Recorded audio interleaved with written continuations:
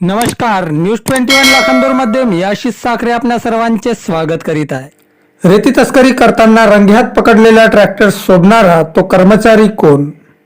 रॉयल्टीच्या नावाखाली सुरू होती रेती तस्करी। त्या न दिसणाऱ्या कारवाईची परिसरात जोरदार चर्चा। गत 3 दिवसांपूर्वी तालुक्यातील एका कर्मचाऱ्याकडून रॉयल्टीच्या नावाखाली रेती तस्करी करणारा ट्रॅक्टर रंगेहात पकडून सुद्धा त्याची कारवाई पुढे आली नाही। यामागची काय माया असू शकते हा संशोधनाचा विषय असला तरी संबंधित कर्मचाऱ्याकडून करण्यात आलेल्या त्या न दिसणाऱ्या कारवाईची सध्या परिसरात जोरदार चर्चा आहे। त्यामुळे रेती तस्करी करताना रंगेहात पकडलेला ट्रॅक्टर सोडणारा तो कर्मचारी कोण आणि तो ट्रॅक्टर कुणाचा याचा शोध आता थेट जिल्हा पोलीस अधीक्षक घेणार काय याकडे लक्ष लागले आहे। गत अनेक महिन्यांपासून तालुक्यातील नांदेड, मोहोर्ना, अंतरगाव व खुलमारा हे रेती डेपो परवानगी विना बंदोबस्तेत असल्याने घरकुल लाभार्थ्यांना रेतीचा मोठा प्रश्न पडला होता।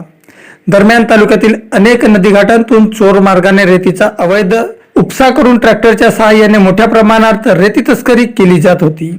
या माध्यमातून घरकुल लाभार्थ्यांना रेती उपलब्ध होत असली तरी त्यांना अधिकचे पैसे आणि मोठी रक्कम मोजावी लागत होती। शिवाय शासनाचा कोट्यावधी रुपयांचा महसूल बुडविला जात होता।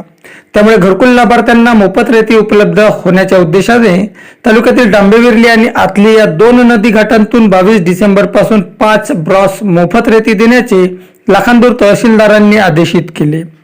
मात्र असे असले तरी या 2 घाटांपैकी एका रेती घाटातून रेतीची अवैध वाहतूक केली जात असल्याच्या चर्चा सुरू आहेत। या घाटावरून रॉयल्टीच्या नावाखाली काही ट्रॅक्टर चालकांकडून अवैध रेती तस्करी केली जात आहे।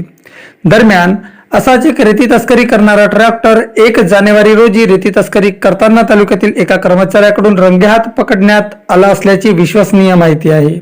मात्र मोहमायेच्या जाळ्यात अडकून तो रंगेहात पकडलेला ट्रॅक्टर लगेच सोडण्यात आल्याचे कारवाई नसल्या कारणावरून निष्पन्न होते। त्यामुळे कारवाई न करण्यामागे तो ट्रॅक्टर मालक आणि तो कर्मचारी यात काय माया जडली असावी? तो ट्रॅक्टर कुणाचा? रॉयल्टीच्या नावाखाली रेती तस्करी करताना रंगेहात पकडलेला ट्रॅक्टर सोडणारा तो कर्मचारी कोण?